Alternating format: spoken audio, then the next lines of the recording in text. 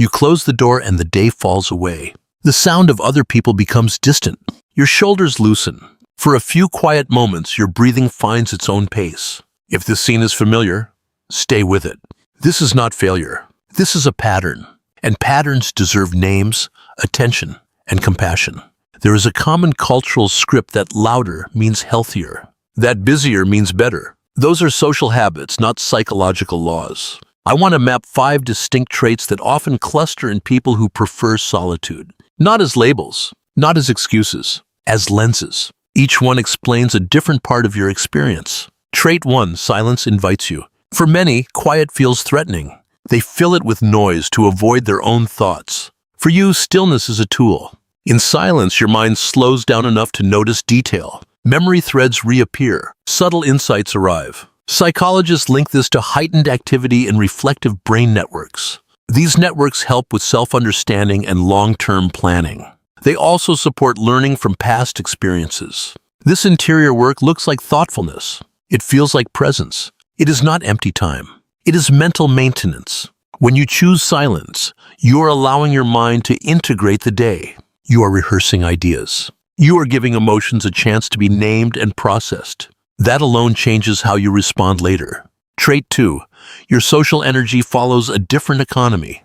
People often assume solitude equals social weakness. That is inaccurate. You can connect deeply. You simply pay attention differently. You invest more per interaction. You notice tone shifts, eye movements, and the small gaps in what someone says.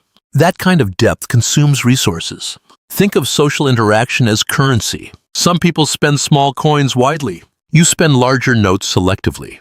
That pattern makes crowded gatherings feel intense. Your system reaches its limit faster because you process more detail. Choosing fewer interactions is an adaptive strategy. It conserves capacity and preserves the quality of your attention. Trait 3. You feel the room before you interpret it. You sense moods like weather. You pick up subtle tension, grief, or guardedness. This sensitivity is real. Scientists describe it as heightened sensory and emotional attunement. It gives you early warning about social dynamics. It also makes prolonged exposure to many people exhausting. Because you absorb ambient feeling, alone time becomes calibration. It separates what belongs to you from what belongs to others. Without that separation, your own emotional map gets blurred. Solitude serves as recentering. It lets you return to your steady baseline and distinguish your needs from the noise around you. Trait 4. Your mind connects distant dots in quiet. Creativity for you often requires margin. In silence, you can let seemingly unrelated ideas touch each other. Those collisions produce novelty. This is how many original thoughts arise, slow, unbothered, unedited. Group settings tend to interrupt the associative leaps your brain prefers. This does not mean your ideas are superior to others. It means they emerge under specific conditions. If your best thinking occurs alone, those conditions are not optional. They are the scaffolding of your productivity.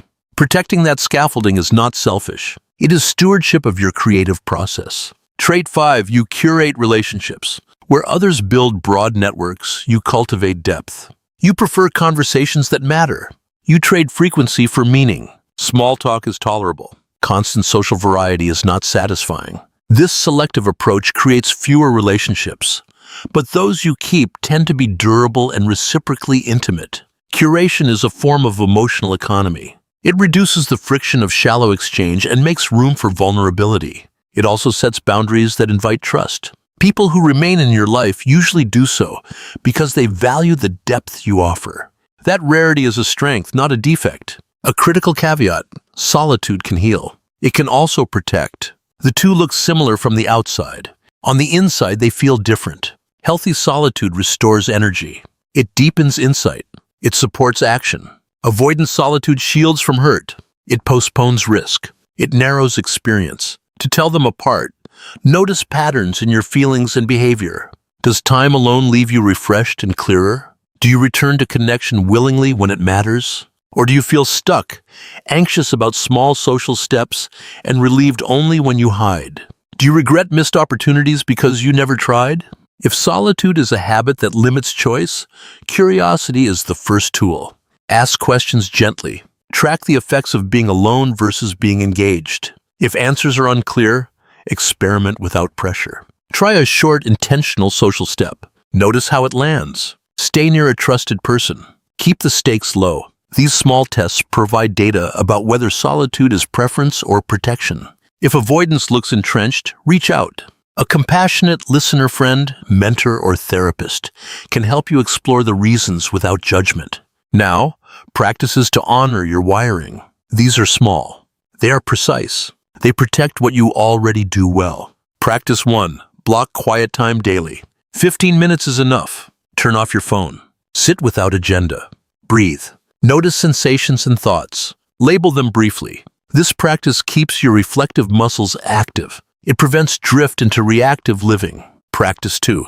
Design focused social windows. Choose one person. Meet for a concentrated hour. No multitasking. Emphasize listening and depth. Those structured encounters give you connection without exhaustion.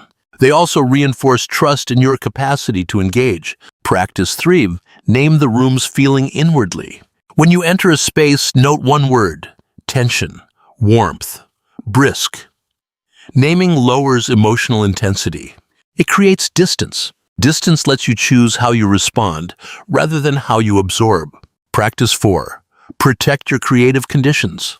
Identify when you think best. Morning, late night, during walks. Set that time aside and treat it like an appointment. Remove interruptions. Small, consistent conditions amplify creative output more than sporadic bursts. Practice 5.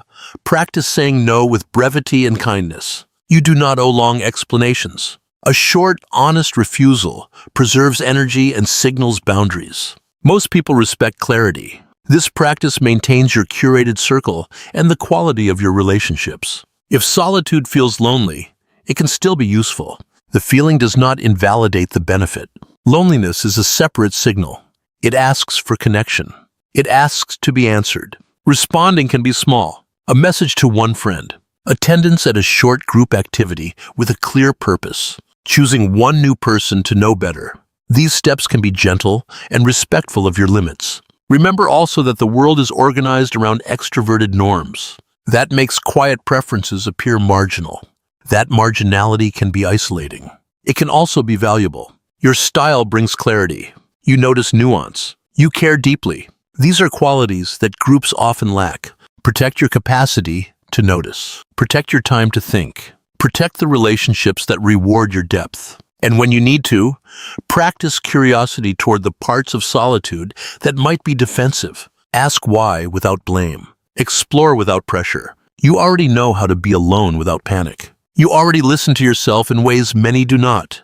Trust that work. Hold your quiet as a resource. Keep your circle small if that serves you. Let your mind roam. When the room feels heavy, step away and breathe. This is not retreat. It is recalibration. You are not less because you prefer solitude. You are differently equipped. Your attentiveness, thoughtfulness, and selective care are rare gifts. Use them with care. They matter.